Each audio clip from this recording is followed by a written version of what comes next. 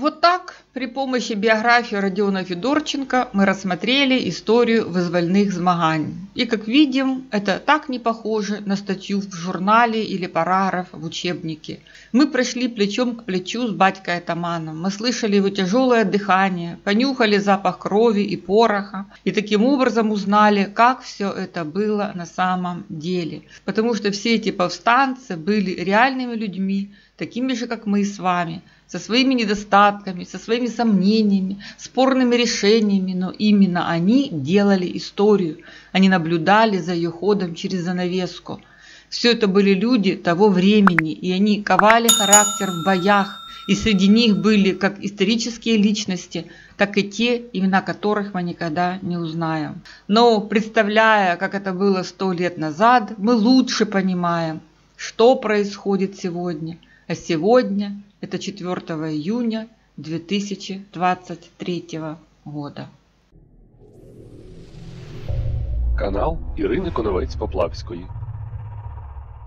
Итак, 15 октября 1927 Родиона Федорченка условно-досрочно освободили из Допры. Казалось, самое страшное позади.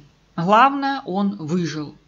Батьке атаману 42 года. Ни кола, ни двора, но в этом месте позитив, как мы видели, конфисковать у него нечего. Можно начинать жизнь с чистого листа. И он так и делает. 14 января 1928 пишет заявление о восстановлении в правах и снятии судимости. Ввиду того, что я трудящийся и происхожу из крестьян по специальности портной, прошу чрезвычайную сессию восстановить меня в правах гражданства и снять с меня судимость. При этом добавляю, что я означенным выше приговором был судим впервые. В это время он проживает по адресу Ворошиловская, 15.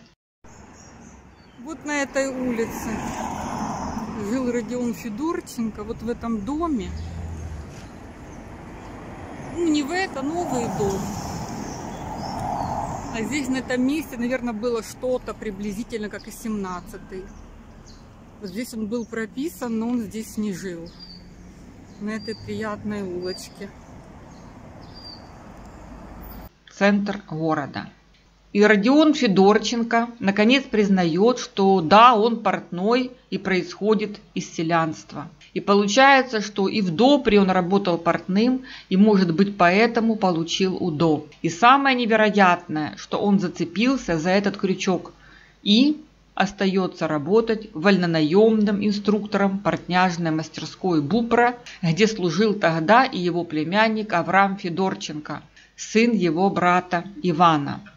И тут, наконец, мы покажем фото Родиона Федорченко того времени и посмотрим, как он изменился.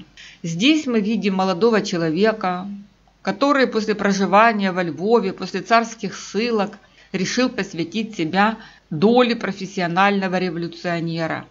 Он мечтал о революции, полон надежд на изменение общества. А здесь перед нами дядька Родион, после всех пережитых боев, арестов, судов и тюрем. Только те, кто прослушал все части его биографии, смогут понять, какой непростой путь прошел этот человек. Он не погиб в 1920-м, как большинство его побратимов-атаманов. Он выжил. И главный вопрос стоит перед нами. Почему он не уехал куда подальше из этих мест, как это совершенно правильно сделал его племянник Дмитрий Федорченко-Тихий? Все же лучше бы батьке-атаману держаться подальше от тех мест, где он геройствовал. В то время бывшие повстанцы меняли имена, чтобы спастись, и ехали туда, где безопаснее, пытаясь раствориться на просторах СССР. Пусть прожили они жизнь под чужими именами, но прожили. И горные техники, и портные везде были востребованы. Вариант первый. Считал, что все уже позади. Поверил советской власти, что он добился своей цели амнистироваться, и на этом успокоился. Вариант 2. Для подпольной работы. Ведь человек такого пошиба, профессиональный революционер, не мог, как рядовой обыватель, жить исключительно своими мелкими личными интересами. В пользу этой версии свидетельство Феодосия Макаренко. Кто это был такой, расскажем дальше. Зная меня по прошлой деятельности, Федорченко со мной в разговорах был весьма откровенен. В беседах говорил, что положение коммунистов непрочно, что скоро наша идея самостийности Украины будет осуществлена и настанет час свержения коммунизма. В конечном счете Федорченко мне заявил, что он совместно с другими ведет работу подпольного характера, военного свержения, соввласти, и в подтверждение этого сослался на одного артиста городского Днепропетровского украинского театра, но фамилии этого артиста он мне не назвал. Вариант 3. С него взяли подписку о невыезде. Таковой в его деле нет, но, возможно, она существовала. Но, скорее всего, было нечто среднее среди всех этих трех вариантов. Батька-атаман выжидал и готовился, когда система начнет рушиться, надеясь на помощь из-за границы. Такими были общие настроения в те времена, как я поняла, читая архивы. И в следующих материалах мы в этом убедимся.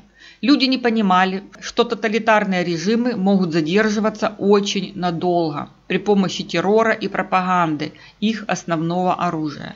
И Родион Федорченко в который раз ошибся в оценке политической обстановки. И остался жить и работать под носом у чекистов. Хотя надо признать, что он делал попытки как-то затушеваться. Например, пытался скрыть свою фамилию. Родион Федорченко подженился и часто представлялся по фамилии своей сожительницы – Губа. Причем марьяжными кандалами он по-прежнему не собирался себя связывать, оставляя за собой право исчезнуть из жизни своей сожительницы в любой момент. Он переехал на Карла Маркса 9, на ее жилплощадь, хотя и оставался прописанным по адресу Ворошиловская, 16, квартира 2. Сожительницу Федорченко звали Анна Никитовна Губа, и, к сожалению, установить, кто она, нет возможности. В Софиевке было много семей по фамилии Губа. Первую жену племянника Дмитрия Федорченко Тихого тоже забрал какой-то гражданин по фамилии Губа. И опять нам этот момент проясняет свидетель Феодосий Макаренко. Однажды я Федорченко задал вопрос, почему не женился? На что последний ответил: я продолжаю еще воевать. То есть батька-атаман всегда наготові, щоб, як вічний революціонер, в будь-який момент зірвати тіло до бою. Та и Моравский говорил, что видел себя Федорченко только во главе военного отряда, а для этого семейными узами себя лучше не обременять. И 2 года жизни Федорченко – это какая-то отчаянная попытка сколотить вокруг себя группу единомышленников. А круг знакомств его в основном же вокруг Допры. Он искал союзников, соратников, а это было очень рискованно. Люди ведь уже на своих шкурах почувствовали, что такое ГПУ, и менжевались заводить опасные разговорчики. 21 марта 1928 Федорченко возвращают его права, а судимость оставляют, потому что к нему была применена амнистия плюс УДО. Так что проживал Родион Федорченко то ли на воле, то ли в неволе, но опять-таки удивительно, что отношения с родными местами, где он оперировал, поддерживал. Так из Софиевки открыто приезжали к нему гости, значит, там прекрасно знали о том, что батька-атаман работает в Допре закройщиком. Приезжал к нему в Днепропетровск из Софиевки в 1929-м бывший глава сельсовета Солянок Яким Остапович, с супругой даже, и переночевал у него. А зоотехник Софиевского райземотдела Амылян Качан приезжал в Днепропетровск по личным делам, но Федорченко отказался с ним встречаться из-за личной неприязни. Бывая в Днепропетровске, племянница Маруся обязательно проведывала дядю вместе со своим мужем Максимом Мединским, о котором мы рассказывали в отдельном видео. А вот племянник Дмитрий навсегда исчез из его жизни. С дядей он больше никогда не общался. Я думаю, потому что дядя стал для него токсичный. Лично мое мнение, что он почувствовал, что дядя не остановится и будет что-то затевать, а у Дмитрия была семья, и ему надо было спасать мать, братьев, сестру. Летом 1928-го Мединские ездили вдвоем в Софиевку на неделю проведать родных, затем на хутор Тарасовский Межевского района, где проживали родители Максима, и там пробыли до конца лета. По дороге в Тарасовку проезжали через Днепропетровск, где останавливались у дядька Радывона и приглашали его в гости. Тот принял приглашение и действительно приезжал в Тарасовку летом 1928 на пару дней. Там как раз проживал такая колоритная личность, как Данило Захарович Лях. На фото он второй слева. Конечно, там в Тарасовке Данило Лях и Родион Федорченко встречались и как единомышленники вели беседы. И да, чуть не забыли про Пирогова. В августе 28-го Юрий Пирогов перевелся в город Николаев на должность экономиста-консультанта Николаевского Укрпотребсоюза Днепр-Буг. Там он встретился с Зиминым и Васильевым, работником одного из приемных пунктов в Берзуле, участниками повстанческого отряда Федорченко. И Пирогов тоже будет с ними вести беседы о повстанческом прошлом. Короче говоря, из поля зрения ГПУ Федорченко никуда не исчезал. А 31 декабря 1928 заместитель начальника окружного отдела ГПУ Галицкий затребовал дела Макаренко и Федорченко по 1925 году. Весной 1929 грянул гром. Арестовали мужа Маруси Максима Мединского, по сути, за участие в просвите. И во время одной из прогулок Максим подозвал дядю и попросил у него хлеба. И тот носил ему передачки. И Максима уже тогда допрашивали по поводу знаменитого дяди атамана. И на допросе 30 апреля 1929 он объяснил, почему считает дядька Радевона не вполне советским человеком. Максим спонтанно ответил, потому что он не проявил себя как активный советский работник. И добавил, читая газету, Федорченко критически относился к тем или иным моментам. В принципе, Максим озвучил то, что, видимо, всем бросалось в глаза. Человек с бурным атаманским прошлым у всех на виду работает простым закройщиком. При этом ведет себя смирно, но иногда встречается с подозрительными лицами и не собирается активно строить советскую власть, а даже наоборот относится к ней критически и скептически. Любого бы это насторожило. И теперь мы подошли к списку лиц, с которыми в это время общался Родион Федорченко, и они нам многое прояснят. Мы прочувствуем атмосферу, царившую в его окружении, и попытаемся понять его поведение.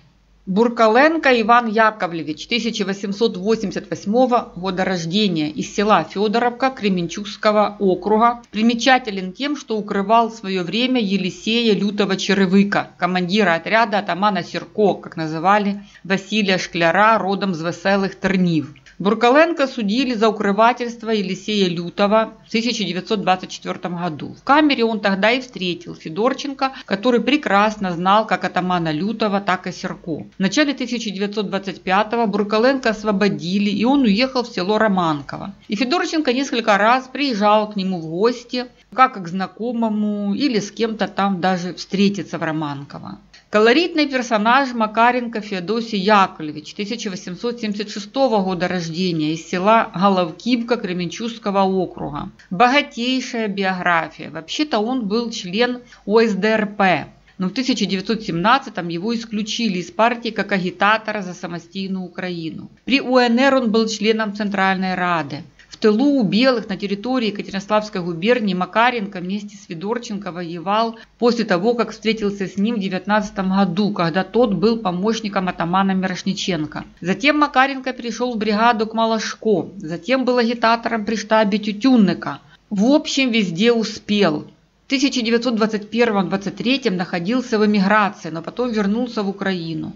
Когда в 1927-м Юхим Мирошниченко проводил антисоветскую кампанию в своей родной Петровке, и его за это арестовали, то по его делу будет проходить и Макаренко. А Мирошниченко у нас есть отдельное видео. Арестовали Макаренко 13 мая 28-го. На момент ареста ему уже было 52 года, и он работал грузчиком в Центральном рабочем кооперативе. И вот в Допре Макаренко вдруг встречается с Федорченко, который, как ни в чем не бывало, работает вольнонаемным закройщиком в портняжной мастерской. Естественно, Макаренко посчитал его агентом ГПУ и, пытаясь опередить события, попросил какого-то заключенного коммуниста Черкасова передать на батьку атамана заявление в ГПУ. Но Черкасов побледнел, страшно испугался и отказался даже в руки брать это заявление. После этого пошел слух, что сам Макаренко агент ГПУ. Ну, вы поняли, в какой атмосфере жили все эти люди.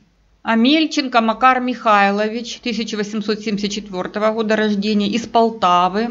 Маляр Днепропетровского жилкоопа, проживал на улице Полтавской, 20, сейчас это улица Гончара. Ему Федорченко сшил украинскую чумарку. Что-то я думала, что чумарка это такая шапка, а оказывается чумарка це верхній чоловічий одяг із підрізом на талії, з борками, пошитий з фабричного темного сукна. Федорченко был особенно близок с Амельченко, считал его своим человеком, часто приходил к нему в гости.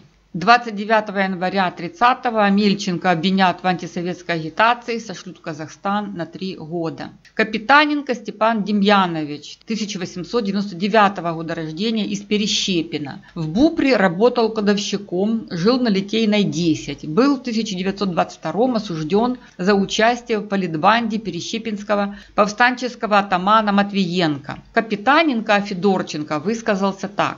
Человек он политически развит, с большой силой воли, обладает организаторскими способностями. И как-то раз в беседе на эту тему он мне сказал, что если бы ему понадобилось организовать армию, то это он мог бы проделать в течение 3 дней. И его армия была бы лучше, чем в свое время была армия Троцкого. Настроен он против советской власти, безусловно, враждебно, но в разговорах вел всегда такую линию, что он в целом не против советской власти, а только против отдельных ее мероприятий. Говорил, что советская власть не может бессильно дать все то, что требуют рабочие и крестьяне, и поэтому и винить власть нельзя. Капитаненко рассказал, что когда они собирались на квартире Макара Амельченко, и тот начинал открыто ругать советскую власть, то Федорченко только посмеивался на это и делал вид, что ему такая агитация бесполезна, а ругань ему это не нравится. То есть тихонько критиковать советскую власть он допускал, но открыто ее ругать такого не одобрял. Хотя в душе его все-таки бурлил вулкан, боевое прошлое все еще не давало покоя, и иногда батька атаман это озвучивал. Более того, как-то в разговоре с Капитаненко Федорченко заявил, что если его арестуют, то он этим будет гордиться, так как про него весь мир будет кричать. И добавил, что с нетерпением ждет 1933 год, и тогда он беспрепятственно очутится за границей. Ну, трошки себя переоценивал. Конечно, он прошел такой путь, он был знаком с историческими личностями, а теперь сидит в этой портняжной мастерской и ждет почему-то 1933 год. Что он от него ждал? Что Гитлер придет к власти? Но это тогда еще никому было неведомо. Авраменко Ирий Андрей Васильевич, родом из села Широкого Криворожского округа, артист Украинского театра, в Днепропетровске. Когда его вызовут на допрос, то Авраменко будет категорически отрицать вообще знакомство с Федорченко. И, наконец, история с заключенным тягуном и 40-летним работником ДОПРа Александром Андреевичем Виноградовым, родом из Гродненской области. Оба, скажем так, не любили советскую власть. Виноградов был осужден в 25-м за халатное отношение к служебным обязанностям, когда работал заведующим городского почтово-телеграфного отделения. После освобождения из тюрьмы он остался работать в канцелярии ДОПРа до февраля 29-го. Тягун, как заключенный, помогал выполнять ему канцелярскую работу. И когда Тягуна хотели отправить на Соловки, то Федорченко и Виноградов попытались этому воспрепятствовать. Федорченко держал на контроле время отправки, а когда это время наступило, то Виноградов переложил папку с делом Тягуна в общий шкаф. Тем не менее, это Тягуна не спасло, на Соловки его все же отправили в том же 1929-м. Итак, имеем 2 модели поведения Родиона Федорченко. Одна линия – вести себя молчаливо и отстраненно, в разговоры особо не вступать.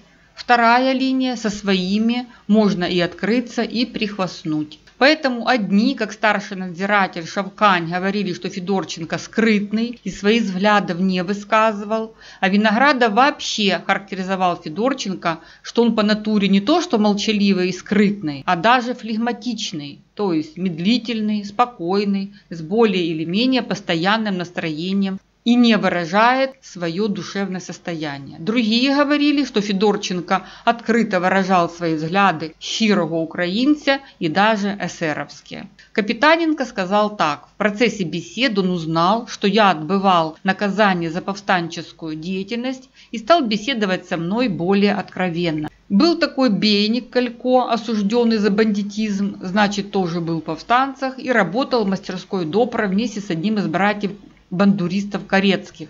Михаил и Алексей Корецкий из Миргорода жили тогда в Днепропетровске. И кто-то из них работал в мастерской Федорченко. Когда Колько освободился, то целую неделю жил у Федорченко, а потом уехал в Мелитополь.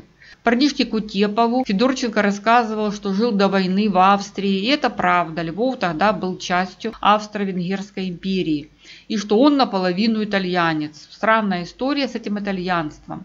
И раньше он упоминал, что брат у него итальянец, и он выехал из Крыма якобы с визой Италии, или это в очередной раз попытка прихвастнуть и показать свою значимость, или я не знаю, откуда там в Софиевке взялись итальянцы.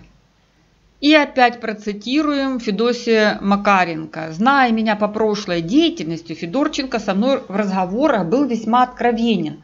В беседе говорил, что положение коммунистов непрочно, что скоро наша идея самостийности Украины будет осуществлена и настанет час свержения коммунизма. Также Федорченко мне неоднократно в беседе говорил, что нашей работе мешает гражданин Палагута. Припоминаю его бывший личный адъютант повстанческого отряда, который, по словам Федорченко, является секретным агентом ГПУ. Что этот Палагута страшно вредит их работе, посещая в интересах ГПУ наших людей. Как там тот Палагута мешал? Может, просил быть все-таки осторожнее. После множества проверок ГПУ Никанор Палагута проживал в Днепропетровске. С Федорченко он, видимо, часто встречался, потому что они жили рядом. И Федорченко был страшно злой на Палагуту и считал его секретным агентом ГПУ. И даже втянул и Макаренко, и парнишку Кутепова, чтобы его разоблачить. Такое чувство тоже, что там что-то личное. Все эмигранты, как мы в этом уже убедились, по возвращении в СССР давали те или иные показания в ГПУ о своем прошлом. И Федорченко не исключение. Это были правила игры, которые миновать было невозможно. А чекистам и так все было известно, у них была широкая сеть осведомителей.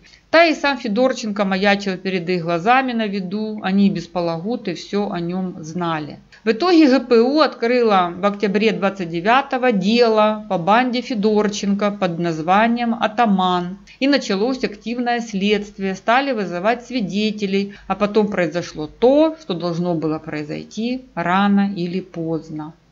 2 сентября 1929 в ГПУ поступило заявление Н. Яковлевича Колодченко из села Соленово, в котором он рассказал, что его сестра работает в детских яслях номер 7 по улице Полтавской, 2. Это там, где сейчас общежитие университета. А в 1925-м там было общежитие рабфака, а потом, видимо, и ясли. Однажды сотрудница яслей, гражданка София Бугаева, открыла дверь гражданке Губе, которая пришла за своим ребенком. После этого Бугаева вбежала в коптерку, где сидела сестра заявителя Колодченко, и объявила, что Губа – это бандитка, которая с мужем находилась у белых, что они пытали и расстреливали красноармейцев. А муж ее не Губа, а Федорченко, который забил до смерти брата ее мужа. Из этого всего получается, что Анна Никитовна тоже замечательная личность и боевая подруга, то ли первого ее мужа Губы, то ли это ее девичья фамилия, и мы даже не знаем, от кого у нее был ребенок и какого пола.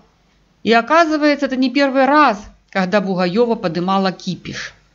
То есть знак судьбы уже из-за облаков показывался. Бугаева уже когда-то работала в каких-то других яслях, которые посещал тот самый ребенок Губы. И когда Бугаева заявила об этом администрации, то ребенка исключили из тех яслей, а Губа и его жена исчезли. И вот Бугаева их опять встретила в других яслях, которые считались студенческими.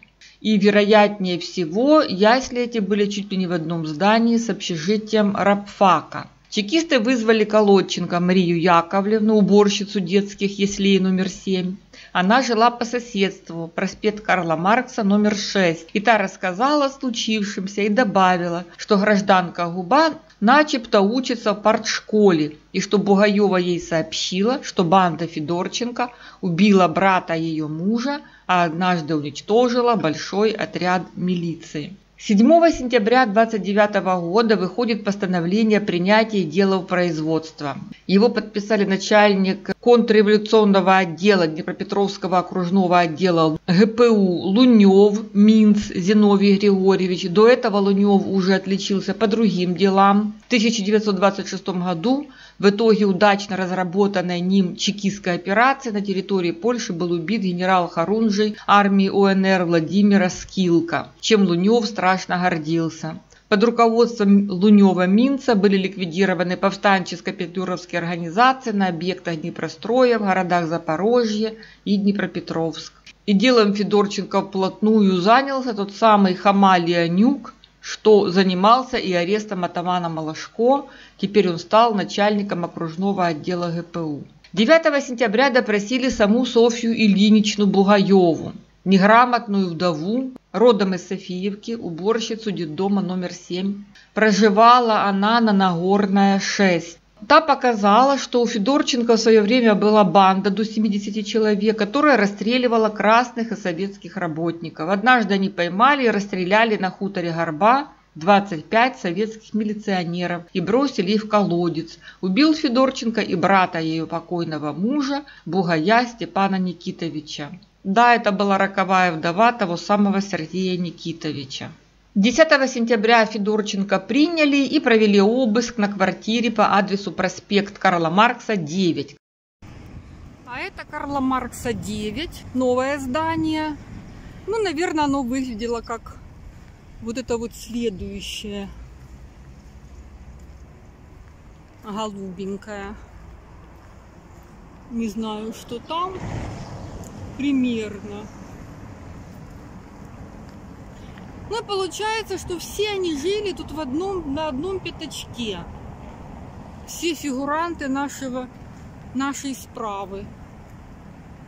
Все недалеко друг от друга, все не могли друг друга встретить. Квартира хозяйкой значится Федорченко в скобках Губа Анна Никитовна. Найдено ничего. 30 рублей отобрано у меня во время обыска, получил обратно, написал собственноручно Родион Федорченко. В тот же день некий Ермаков произвел личный обыск в присутствии дежурного помощника коменданта Бургсера. События развивались стремительно. На другой день допрос. Профессия закройщик, инструктор портняжной мастерской Допра. Горный техник остался в прошлой жизни и уже не актуален. 4 месяца в тюремных камерах, и 1 февраля 1930-го выдвигается обвинение. Родион Федорченко осуществляет контрреволюционную работу по свержению советской власти и предложение тройки расстрелять. 2 февраля с приговором согласился прокурор Вахмин. 3 февраля врачи Допра, выпускник Харьковского университета Синайский и некий Шапиро осмотрели Федорченко. Ему 44 года, он здоров и может проживать во всяком климате. 8 февраля дело Федорченко отослали в Харьков на рассмотрение тройки. 11 марта тройка выносит постановление Федорченко Родиона Яковлевича расстрелять. 15 марта в 23:00 приговор приведен в исполнение. Палачами атамана выступили комендант Хлевнюк, помощник прокурора Шевченко, ответственный дежурный Перцов Давид Аронович. который до этого работал на мясобойне, где оттачивал свое мастерство. Леонюк принял Перцова на работу в органы ГПУ и был в курсе всех его кровавых художеств в Днепропетровске и Запорожье. В общем, в Днепропетровском ГПУ царила еще та обстановочка – семейственность, круговые поруки, подхалимство и бытовое разложение.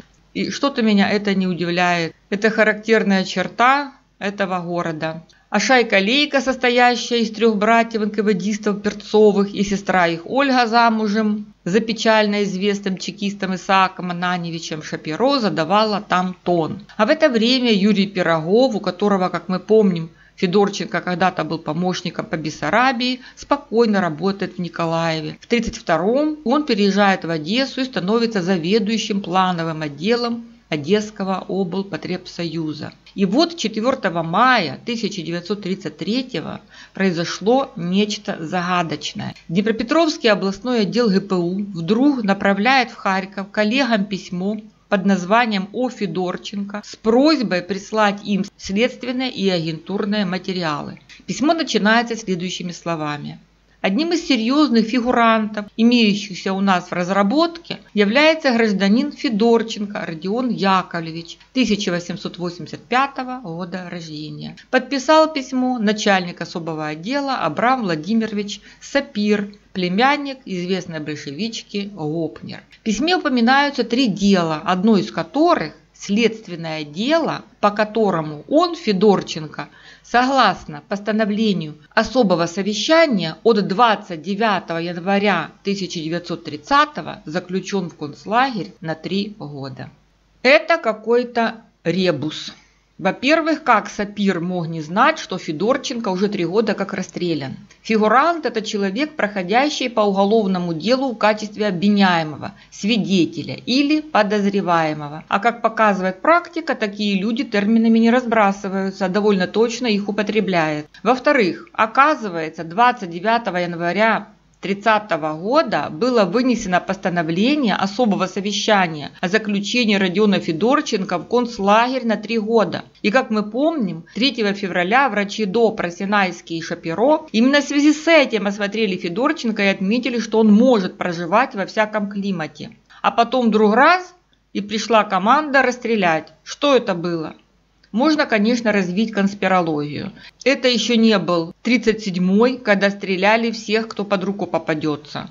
В 1930-м первая задача чекиста – завербовать, попытаться выудить информацию. Короче, у нас есть непонятка. И если бы нашлось дело атаман, то, может быть, что-то бы и прояснилось. Что касается Юрия Пирогова, то его арестовали в преснопамятном 1938-м. По его делу прошла куча свидетелей, которые утверждали, что Пирогов в 1923-м вернулся в Украину для работы во благо независимости украинского народа. Пирогову шили организацию диверсий, но это уже было обычное сфабрикованное дело, какими они были в 1938-м. Начебто с 1924 по 1931 он создавал петлюровские военные организации. Это, наверное, так чекисты трактовали его щебет с бывшими повстанцами, может даже по заданию НКВД. То ли Пирогова использовали вслепую, то ли он все это делал на свой страх и риск, непонятно. Пирогов говорил чекистам, что националистическое движение в Украине широко раскинулось, что есть какие-то глубоко законспирированные руководители, что старые кадры гетманских, петлюровских и атаманских частей сейчас объединяются в единый военный кулак, и эту борьбу возглавит украинская интеллигенция. И вы знаете, можно, конечно, все это списать на паранойю,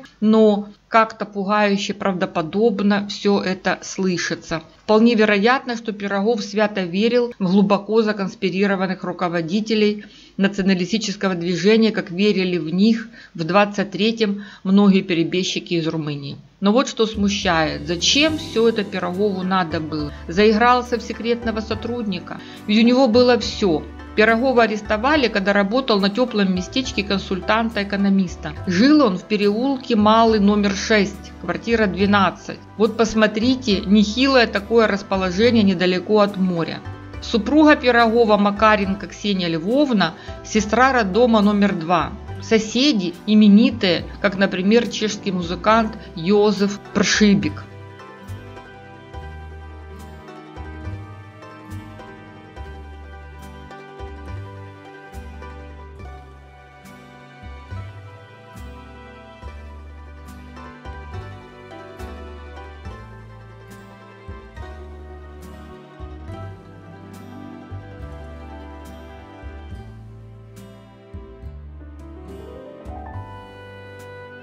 Но что-то пошло не так, и Пирогова расстреляли 13 октября 1938 как организатора диверсионно-повстанческих отрядов. Что до братьев Стаховых, вы еще помните таких? Младший чекист Никифор переехал в Краснодарский край и дослужился до младшего лейтенанта государственной безопасности. В 1941-м пошел на фронт военкомом учебного батальона, старший политрук, потом его ранили, и он пропал без вести. А кто-то из Стаховых в 1951 году был объявлен во всесоюзный розыск из города Ростова. Видимо, ни один Никифор переехал в эти края.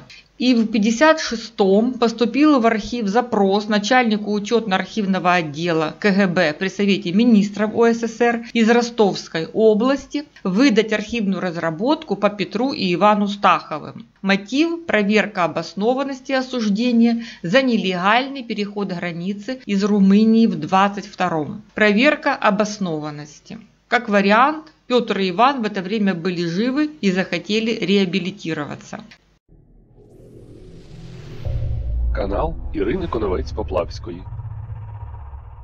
Где-то в 50-х годах вроде приезжал в Софиевку какой-то мужчина и разыскивал Родиона Федорченко, но ближайших родственников атамана в селе не было, а дальняя родня ничего о нем уже не знала. Чужак уехал, не солоно хлебавший, а очень интересно было бы узнать, кто это был.